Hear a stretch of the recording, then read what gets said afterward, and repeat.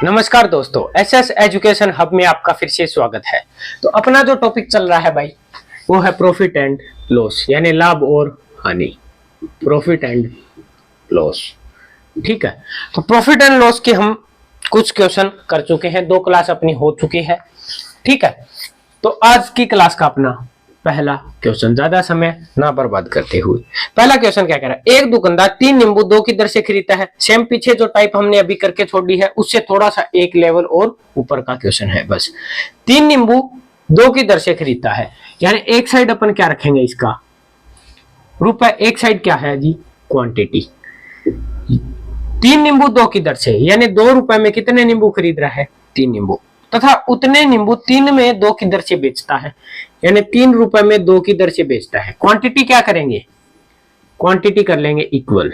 क्या कर लेंगे, इक्वल। तो यहां भी रेशियो मेंटेन करने के लिए मल्टीप्लिकेशन। अब क्या दे रखा है, फिर उन्हें मिलाकर, यानी कि 3 रुपए में 2 की दर से खरीदता है, फिर उन्हें मिलाकर 1 रुपए में 1 की दर से बेचता है। तो बताएं पूरे व्यवसाय में उसे कितने प्रतिशत की हानि या लाभ हुआ। देखो भाई, उसने खरीदे 6 नींबू तो खरीदे 4 रुपए में, आगे बात समझ में।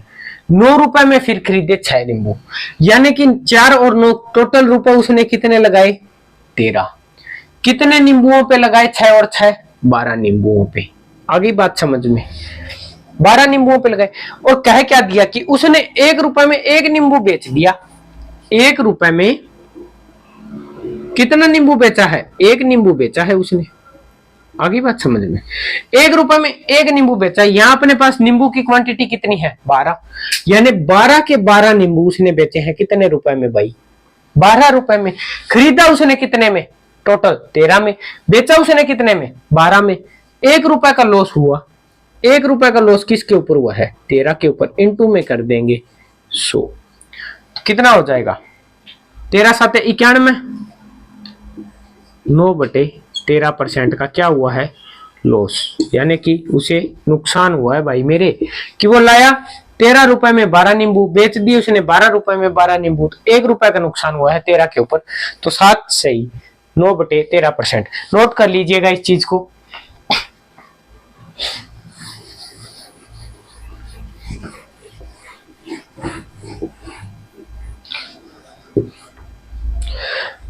अब देखो अपना अगला क्वेश्चन। अगला क्वेश्चन क्या कह रहा है, एक व्यक्ति कुछ सामान 1 रुपए में 5 की दर से और समान संख्या 1 में 4 की दर से खरीदता है, ठीक है भाई, यानी कि रुपए और क्वांटिटी, आगे बात समझ में। क्या 1 रुपए में 5 की दर से, यानी 1 रुपए में कुछ टॉफी मान लो अपन कि 1 रुपए में एक तो खरीदी है 5 टॉफी, एक उसने खरीदी है 1 रुपए में 4 टॉफी, आगे बात समझ में। अब देखो पहले क्वांटिटी क्या कर लेते हैं, इक्वल कर लेते हैं। तो यहां कितनी हो गए, 4 और यहां 5। उस भाई ने 9 रुपए में, यानी 4 रुपए में कितनी टॉफी खरीदी, 20। 5 रुपए में कितनी खरीदी, 20। उसने 9 रुपए में टोटल कितनी टॉफियां खरीद ली, 40 टॉफी खरीद ली। और सामान को मिलाकर 2 रुपए में 9 की दर से बेचता है। तो बताइए पूरे व्यवसाय में कितने प्रतिशत की हानि या लाभ हुआ।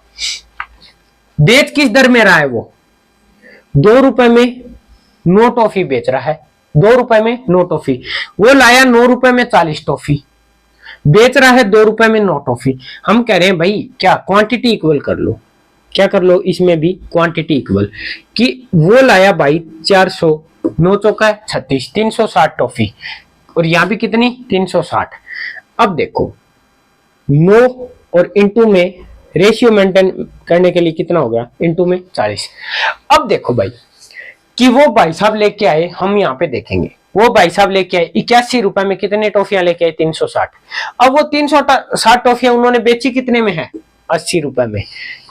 लाए 81 में, बेची 80 में, 1 रुपए का क्या हुआ है उन्हें, नुकसान। 1 रुपए का नुकसान हुआ है किसके ऊपर, 81 के ऊपर। इनटू में कर लेंगे 100, तो 1 सही 19/81% का क्या हो गया, उसे लॉस हो गया। आगे बात समझ में, ये यहाँ पे समझ में आ गया कि 2 रुपए में 9 टॉफी के हिसाब से वो बेचता है।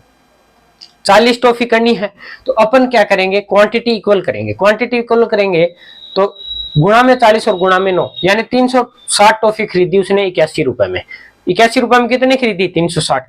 उन 360 को बेचा कितने में, 80 रुपए में। कितने का लॉस हुआ, 1 रुपए का। 1 रुपए का लॉस किसके ऊपर हुआ है, 81 के ऊपर। इनटू में क्या करेंगे, 100, तो 19/81%।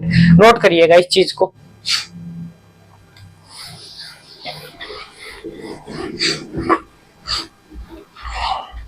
अब देखो अपना अगला क्वेश्चन। क्वेश्चन में क्या कह रहा है, एक व्यक्ति कुछ सामान 1 रुपए में 5 की दर से, 1 रुपए में 4 की दर से, ठीक है भाई, यानी कि दे क्या रखा है, देखो रुपए और क्वांटिटी। 1 रुपए में 5 की दर से और 1 रुपए में 4 की दर से। क्या करना है, सबसे पहले क्वांटिटी इक्वल। आगे बात समझ में। अब देर का है कि ये कितना हो गया, 9 रुपए में कितनी, 40, और 2 रुपए में 9 की दर से बेचता है। 2 रुपए में किसकी दर से बेचता है, 9 की दर से। फिर क्वांटिटी क्या करेंगे, इक्वल, तो 9, और यहां भी कितना, 9, और यहां कितना, 40। वही सेम पीछे के क्वेश्चन की तरह इक्वेशन बन गई अपने पास कि 81 रुपए में 360 चीज टॉफियां लेके आया, 80 रुपए में 360 टॉफियां बेच दी। उसे नुकसान हुआ है कितने का, 1 रुपए का लॉस हुआ है। कितनी टॉफियों के ऊपर हुआ है 1 रुपए का लॉस, 360 टॉफियों के ऊपर। 360 टॉफियां बेची है उसने, तभी तो उसे 1 रुपए का लॉस हुआ है। अब क्या कह रहा है, इस व्यवसाय में उस व्यक्ति को 3 की हानि हुई, तो कुल खरीदी गई सामान की संख्या ज्ञात करो।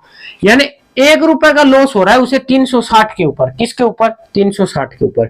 तो 3 रुपए का लॉस कब होगा भाई, 3 रुपए का लॉस कितना सामान बेचने पे होगा, तो इसका भी 3 गुना, 36 दिए 108, 1080, यानी कि 1080 अगर वो सामान बेचेगा ना, तो उसे क्या होगा, 3 रुपए का लॉस होगा। आगे बात समझ में, हर 360 के ऊपर 1 रुपए का लॉस हो रहा है उसे, ठीक है। जब 720 अगर पूछते कि 720 बेचे तो कितने रुपए का, तो 720 बेचेंगे तो कितना होगा, 2 रुपए का नुकसान होगा। नोट करिएगा इस चीज को।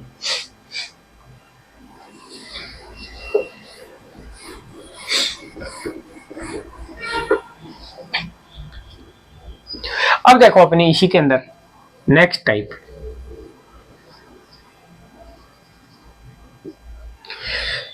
अगली टाइप है प्रॉफिट एंड लॉस की, और आज की क्लास का क्वेश्चन नंबर 4। एक मेज 22% लाभ पर बेची जाती है, यदि इसे 30 रुपए अधिक पर बेचा जाता तो लाभ 27% हो जाता, मेज का लागत मूल्य क्या है। यानी कि भाई अगर उसे 22 पर बेचा गया और इसे कितने रुपए अधिक पर बेचा जाए, तो अपने को क्या होता है, 27% लाभ हो जाता है। यानी कि उसे पहले बेचा गया जी 22 के ऊपर, पहली कंडीशन क्या है, 22 के ऊपर बेचा गया। दूसरी कंडीशन क्या है कि अगर 22 पर ना बेच के 30 रुपए, 22% तो है, लेकिन 30 रुपए और अधिक पर बेचा जाए ना, तो 27% लाभ होता है। तो 22 से 27 का लाभ हो रहा है, कितने परसेंट बढ़ रहे हैं, 5%। 5% कब बढ़ रहे हैं, दिमाग लगाओ इस चीज में कि 5% कब बढ़ रहे हैं। 5% वो 30 रुपए एक्स्ट्रा होने के कारण, तो जो 30 रुपए एक्स्ट्रा पे अगर बेचेगा तो 27% का लाभ होगा। तो जो 5% बढ़ रहा है वो किसके कारण बढ़ रहा है, जो 30 रुपए और एक्स्ट्रा पे बेचेगा। 5% की वैल्यू आ गई 30। अपने को वैल्यू निकालनी है किसकी भाई, 100% की। यानी क्रय मूल्य अपने आप में क्या होता है, 100%। यही तो पूछा है उसने कि मेज की लागत मूल्य कितनी है, यानी उसने तो 20 गुणा 1 मल्टीपल हमने ढूंढ लिया, तो प्रत्येक मान कितना होगा, यानी कि मेज का जो लागत मूल्य है वो 600 रुपए है। कितनी, 600 रुपए। 600 रुपए उसकी क्या है, लागत मूल्य है। आगे बात समझ में, बिल्कुल सिंपल सा क्वेश्चन था कि 22% पर बेचता, अगर 30 रुपए अधिक बेचता तो 27% लाभ होता। 22% लाभ पर बेचता है, ठीक है, 22% पर बेची जाती है। यदि 30 रुपए अधिक है, यानी कि उसको 100 रुपए की चीज है 122 में बेची, 122 में बेच दी, 122 की कह रहा है कि अगर 30 रुपए अधिक है, 5 की वैल्यू 30 उस मेथड से करोगे, लंबा मेथड है, ठीक है कर सकते हो आप उसी से भी, जो मतलब मैं वर्बली आपको बता रहा हूँ कि 122 में बेच रहे थे, अब बेचनी कितनी है 127, 27% लाभ हो रहा है तो 100 का 127, 27 5%, 5 का लाभ नहीं हो रहा भाई मेरे, कितने का हो रहा है 5 6 30, गुणा में कितना 6 गुना, तो 100 का भी 6 गुना 600। आगे बात वैसे भी कर सकते हो, अगर वैसे ना करो तो अपन ऐसे भी कर सकते हैं कि जो 5% यहाँ पे बढ़ा है ना, वो किसके कारण बढ़ा है, इन 30 रुपए के कारण बढ़ा है। तो 5% की वैल्यू अगर 30 है तो 100% की वैल्यू कितनी होगी 600।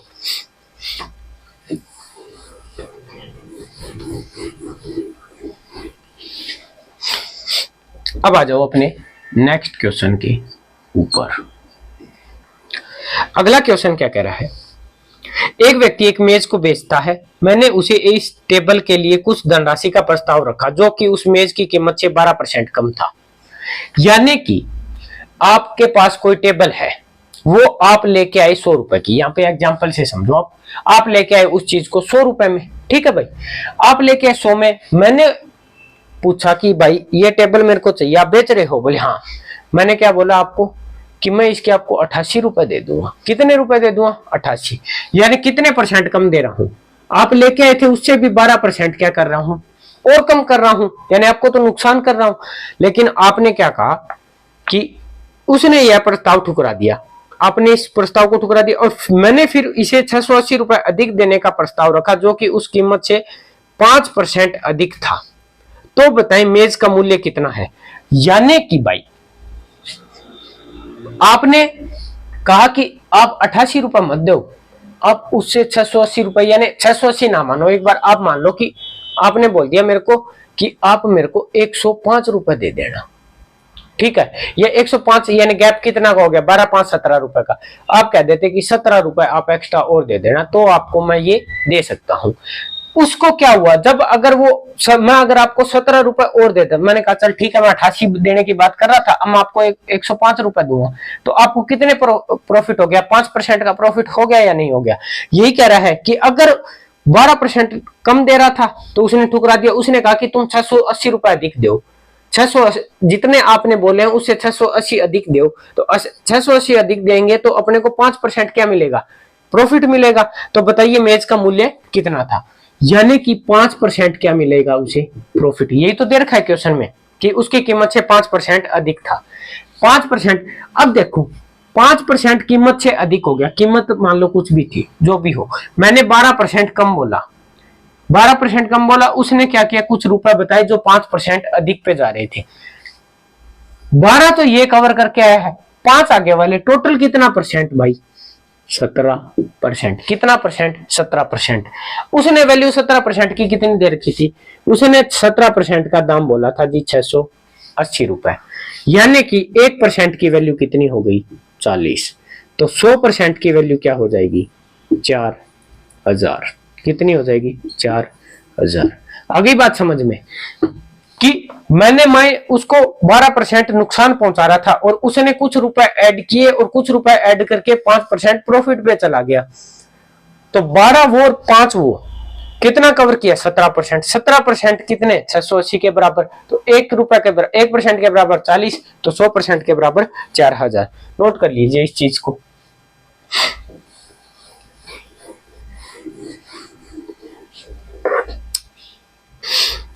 अब देखो अपना अगला क्वेश्चन, अगला क्वेश्चन क्या कह रहा है, 19% की हानि 17% के लाभ में बदल जाती है। यानी पहले उसी हो रही थी कितनी 19% की हानि, अब वो कितने में बदल गई 17% के लाभ।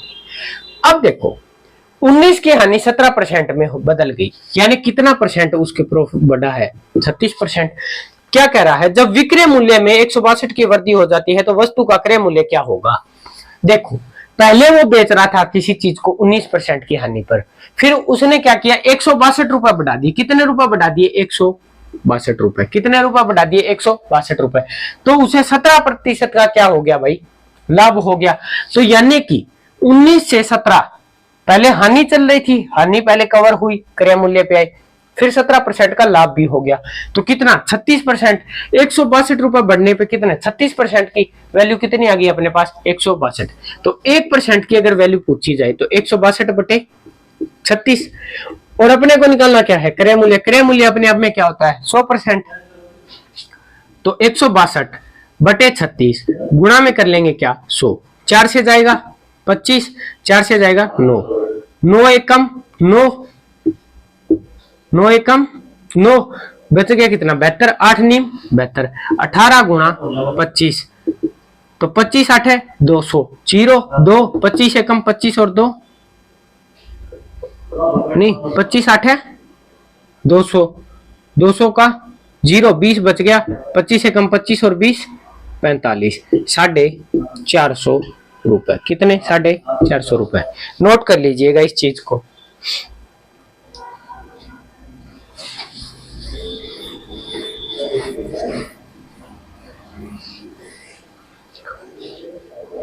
अब देखिए अपना अगला क्वेश्चन। कोई व्यक्ति एक टीवी को उसके क्रय मूल्य के 25% लाभ पर बेचता है। यदि उसने इस विक्रय मूल्य के 25% के बराबर लाभ पर बेचा होता तो उसका लाभ क्रय मूल्य का 5% प्लस 100 अधिक होता। टीवी का क्रय मूल्य ज्ञात कीजिए। टीवी का क्रय मूल्य ज्ञात कीजिए। बहुत अच्छा क्वेश्चन है। देखो, हमने माना कि उसका है जी क्रय मूल्य 100 रुपए। आगे बात समझ में। अब वो क्या कह रहा है, क्रय मूल्य के 25% लाभ पर बेचता है। उसने बेचा कितने पे भाई मेरे, 25% लाभ पे। 100 का 25 25 यानी 125%। कितने परसेंट लाभ पे, 25% लाभ पे। आगे बात समझ में। अब क्या कह रहा है कि यदि विक्रय मूल्य के 25% के लाभ बराबर बेचा जाता ना, मूल्य के 25% के बराबर बेचा जाता तो उसका लाभ क्रय मूल्य का 5% प्लस 100 रुपए अधिक होता। यानी जो ये 25% लाभ प्राप्त हो रहा है ना, उससे भी क्या होता, 5% प्लस में 100 रुपए अधिक होता। तो टीवी का क्रय मूल्य ज्ञात कीजिए। अब देखो, पहले 125 का 25%, तो 125 का 25, 125 का 25 बटे 100, 4 4 3 12, 1 3.125, इतना ही होगा ना। 4 3 12, 1 1 10, 8 पे 2 5 का 20, ठीक है।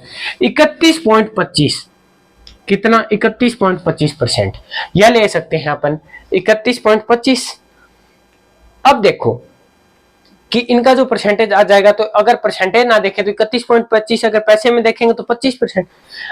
अब क्या कह रहा है भाई कि 31.25% है ना, किसके इक्वल दिया है अपने को, जो 31.25% है वो अपने को किसके इक्वल दिया है कि अगर यहाँ पे बेचता, उसने कहा 25% विक्रय मूल्य पे बेचना ना, तो उसे जो लाभ प्राप्त हो उसमें 5% प्लस में 100 रुपए।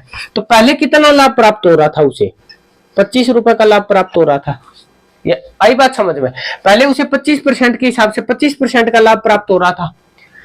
अब कह रहे भाई 25% तो था, लेकिन 5% प्लस में 100 रुपए का और लाभ है। 5% तो है, लेकिन उसके साथ 100 रुपए का और लाभ है। तो टोटल कितना हो गया, 30% प्लस में 100 रुपए, तो 31.25% का लाभ। यानी उसने बता क्या रखा था कि विक्रय मूल्य है ना, वो अगर 25% विक्रय मूल्य का 25% बढ़ा दिया जाए ना, तो जो क्रय मूल्य का 5% प्लस में 100 रुपए अधिक अपने को प्राप्त होता। अब देखो 25% लाभ प्राप्त हो रहा था, लेकिन टोटल कितना हो रहा, अगर वहां पे विक्रय मूल्य के हिसाब से बचे तो 31.25% का 5% एक्स्ट्रा, तो 30, 31 में से 30 गया तो 1.25 रिमेनिंग बच गया अपने पास। 1.25 की वैल्यू आ गई अपने पास क्या, 100। 1.25 की वैल्यू अपने पास है भाई मेरी 100। अपन पहले क्या करते हैं कि यहाँ पे 100 से गुणा और 100 से भाग। आगे बात समझ में। तो अपने पास आ गया जी 125%, और ये जो भाग वाला 100 है इसको भेज देते हैं इधर, तो अपने पास आ गया कितना, 10,000। 125% की वैल्यू कितनी है, 10,000। मल्टीप्लिकेशन ढूंढो। अगर इसे काटा जाए 5 से तो 4/5, 25 चौका 100। 100% की वैल्यू निकालनी है तो इनटू में 4/5, 2 और 4 दूनी 8,000 रुपए। यानी कि अगर पूछा क्या था, पूछा यही तो था टीवी का क्रय मूल्य, तो टीवी का क्रय मूल्य कितना होगा, 8,000 रुपए। आगे बात समझ में, नोट कर लीजिएगा इस चीज को। क्वेश्चन बस समझने का है कि विक्रय मूल्य के 25% लाभ पर बेचा जाता तो उसका लाभ क्रय मूल्य का 5% प्लस 100 रुपए अधिक होता। यानी जो क्रय मूल्य पे पहले मिल रहा था उससे 5% तो अधिक और 100 रुपए अधिक मिलते। लेकिन अब क्या हुआ कि अगर इसके ऊपर 25% मिलता तो 31.25% प्रॉफिट। 31.25% क्या दे रखा है, 31.25 तो यहाँ मिल रहा है और कह रहा है कि अगर इस पे मिलता तो 5% प्लस 100 रुपए और मिलता, तो टोटल ये 30% प्लस में 100, 31 में 30 गया। 1.25 जो यहाँ पे बढ़ा है वो कितने रुपए के कारण बढ़ा है, इन्हीं 100 रुपए के कारण बढ़ा है। तो 125% का वैल्यू कितनी होगी, 10,000। तो अपने को निकालनी कितनी, अपने आप में 100 होता है तो अपने को निकालनी 100% की वैल्यू कितनी होगी, 8,000। नोट करिएगा इस चीज को, अच्छा क्वेश्चन है।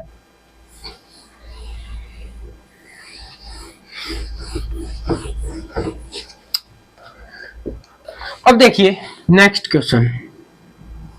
नेक्स्ट क्वेश्चन क्या कह रहा है, देखो सपना ने एक फ्लैट 9,25,000 रुपए में खरीदा, ठीक है, और उसे नवीनीकरण कर 35,000 खर्च किए। यदि ये 10,80,000 में बेचा तो उसका लाभ प्रतिशत ज्ञात करो। देखो भाई, अब आप कहोगे कि ये 35,000 अपन क्या करें, इसमें अपन जब बात करते हैं ना प्रॉफिट एंड लॉस की, तो इसमें खरीद और बेच के अंदर एक चीज और होती है, ओवरहेड एक्सपेंडिचर। ओवरहेड एक्सपेंडिचर, आगे बात समझ में, यानी कि अपव्यय खर्च। अपव्यय खर्च, अपव्यय खर्च कैसे होता है कि कोई दुकान से आप सामान लेके आ रहे हो, सपोज दैट आप 5 रुपए का बिस्किट लेके आ रहे हो, वो कंपनी से निकलेगा 3 रुपए में, उसको उस दुकान तक पहुंचने में किराया लग गया जी 1.5 रुपए, कितने का हो गया, 4.5 रुपए। दुकानदार अपने को कितने में दे रहा है, वो 5 रुपए के अंदर। तो जो 50 पैसे बचा रहा है, जो 1.5 रुपए प्रोडक्ट कितने का था, 3 रुपए का, जिसमें कंपनी ने भी कमाया है, ठीक है। लेकिन मान लो 2.5 रुपए का प्रोडक्ट, अपने को 2.5 रुपए का प्रोडक्ट मिला है कितने में, 5 रुपए में। तो जो बीच का 2.5 रुपए है उसमें से जो 1.5 रुपए लगा है वो ओवरहेड ही तो है। अब मानो एक चीज और देखो, आप फ्रिज लेके आए घर पे, ठीक है, फ्रिज था 25,000 रुपए का, आगे बात समझे, और आप शहर से 10 किलोमीटर की दूरी पे रहते हो, तो आपने किया एक बढ़िया 4 व्हीलर, यानी जिसके अंदर अपन लोडिंग करके सामान लेके जा सकते हैं। 25,000 का फ्रिज लिया, 25,000 के फ्रिज को आपने उसके अंदर रखवाया, बोला मेरे घर पे भाई रखिया, उसने बोला भी रखिया हुआ, उसका किराया लगेगा 1,000 रुपए। तो वो फ्रिज के साथ ही तो खर्च हुआ है, तो वो फ्रिज अपने घर पे आके कितने का पड़ा है, 26,000 रुपए का, क्योंकि वो किराया किसके कारण लगा था, फ्रिज लेके आने के कारण ही तो लगा है। तो ये होता है ओवरहेड एक्सपेंडिचर, यानी अतिरिक्त लगा हुआ पैसा। अब देखो इसके अंदर भी यही दे रखा है कि उसका प्लाट था 9,25,000 का, उसका जो प्लाट था वो कितना था, 9,25,000 का था, ठीक है, खरीदा। अब उसके नवीनीकरण कर, यानी कि उसने मकान बनाया तो जो टैक्स दिया, या मान लो उसने भाई रजिस्ट्री करवाई 32,000 रुपए में, ठीक है, रजिस्ट्री करवाई कितने में, 32,000 रुपए में। तो उसके पास 9,57,000 रुपए लगे उस प्लाट के। उस प्लाट के टोटल रुपए कितने लगे, 32 थोड़ी है यार, 35,000 है ना।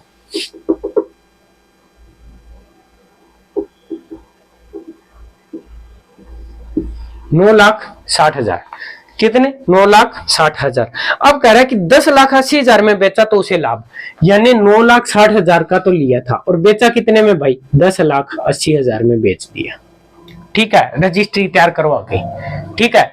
अब देखो 40 तो ये हो गए और 80 वो हो गए, कितना, 1,20,000 का उसे क्या हो गया, प्रॉफिट हो गया, 1,20,000 प्रॉफिट हो गया। 1,20,000 प्रॉफिट हुआ है किसके ऊपर, 9,60,000 के ऊपर हुआ है, ठीक है, 9,60,000 के ऊपर। और परसेंटेज के लिए अपन क्या कर लेंगे, 100। प्रॉफिट परसेंट ही तो निकालना है अपने को कि उसे कितना लाभ प्रतिशत प्राप्त हुआ है। अपने को पता है कि ये 4 जीरो से ये 4 जीरो कैंसिल आउट हो रही है, और 12 8 96, 100/8 यानी 1/8 इंटू में 100 कितना, 12.5%, याद होगा नहीं याद है तो सिंपल इंटरेस्ट की पहली क्लास जाके देखो, जिसमें मैंने ये परसेंटेज वैल्यू दिखा रखी है। ठीक है, ताकि अपने को भाग देने की जरूरत। अब मैंने 1/8 देखा तो क्या हो गया, 12.5%। नोट करिएगा इस चीज को।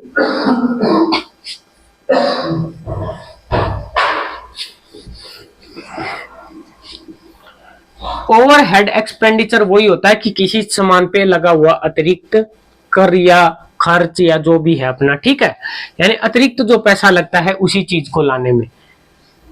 फ्रिज याद रखो, अपने घर पे आया क्या था, फ्रिज, वही है ओवरहेड एक्सपेंडिचर, जिसमें हमने किराया दिया था। अब देखो अपना अगला क्वेश्चन भाई, एक दुकानदार किसी वस्तु को 450 के स्थान पर यदि 550 में बेचे तो उसके उतना ही लाभ होता जितने उसे पहले हानि होती है। बताइए वस्तु का क्रय मूल्य कितना होगा। देखो भाई, एक तो इसका डायरेक्ट मेथड एक इस पे अलाउ तो हो रहा है, लेकिन और पे नहीं हो रहा, तो आप छोड़ो। यानी कि अगर 450 में बेचता है ना तो उसे कुछ रुपए की हानि हो रही है, आ गई बात समझ में। और अगर इसे 550 में बेचता है ना तो उसे उतने ही रुपए की, अब माना हमने उसे एक रेशियो या 1 रुपए की उसे हानि हो रही है, या एक रेशियो मान लो, और 1 रेशियो का अगर प्रॉफिट हो रहा है, तो क्या रहा है इसके अंदर कि बताइए वस्तु का क्रय मूल्य कितना था, यानी एक्चुअल प्राइस उसका कितना था।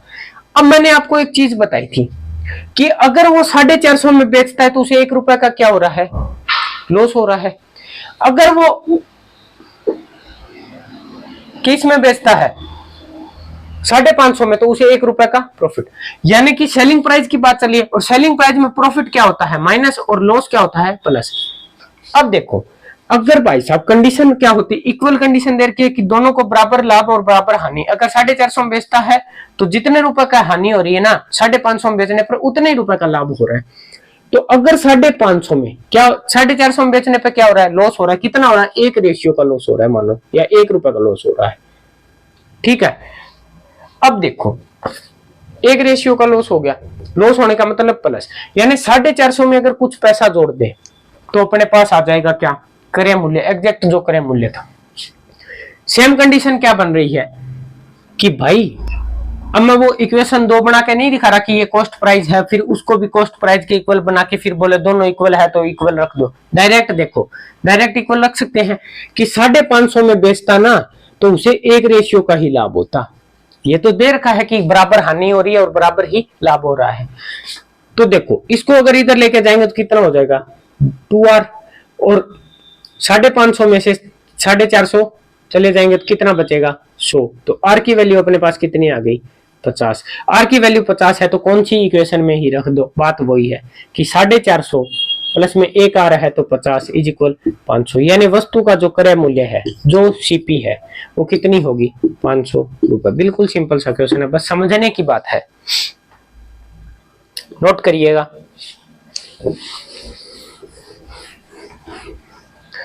अब देखो अगला क्वेश्चन, एक दुकानदार किसी वस्तु को अगर 600 में बेचने पर कुछ हानि होती है, 600 में बेचने पर अगर कुछ हानि होती है तो वस्तु को 1000 रुपए में बेचे तो उसे 2 गुना लाभ प्राप्त होता है। कितना, 2 गुना। तो पहले वाली हानि से, अच्छा पहले वाली हानि से 2 गुना लाभ प्राप्त होता है। यानी कि 400 रुपए में बेच रहा है कोई चीज को, तो अगर उसे 50 रुपए का नुकसान हो रहा था, मान लो, सपोज करना है अपने को एक बार कि मान लो उसे 50 रुपए का नुकसान हो रहा था, लेकिन 1000 में बेचता है तो उसे 100 रुपए का क्या हो रहा है, फायदा भी हो रहा है। अब क्या कह रहा है, तो वस्तु का क्रय मूल्य ज्ञात करो। यानी कि कितने पर बेचने पर, 400 पे बेचने पे उसे 1 रेशियो की हानि हो रही है। ठीक है, यहाँ पे उसका एग्जैक्ट। और अगर वो बेचे 1000 में तो उसे 2 का क्या हो रहा है, लाभ हो रहा है। अगर 400 में हानि हो रही है तो हानि किस में ऐड ऑन करेंगे, प्लस करेंगे, और जो प्रॉफिट है उसे क्या करेंगे, लॉस। 1000 रुपए में करेगा तो 2 रेशियो का उसे क्या हो रहा है, लाभ। ये इधर जाएगा कितना हो जाएगा, 3r, और वो इधर जाएगा कितना हो जाएगा, 600। r की वैल्यू कितनी आ गई अपने पास, 200। एक r की वैल्यू 200, चाहे इसमें रख लो चाहे इसमें रख लो, बात वही है। तो कॉस्ट प्राइस अपने को निकालना है, 400 प्लस में 1 r की वैल्यू कितनी है, 200, तो कितना हो जाएगा, 600 रुपए। कितना, 600 रुपए। नोट कर लीजिएगा इस चीज को, यानी कि उसका जो क्रय मूल्य है वो क्या होगा, 600 रुपए।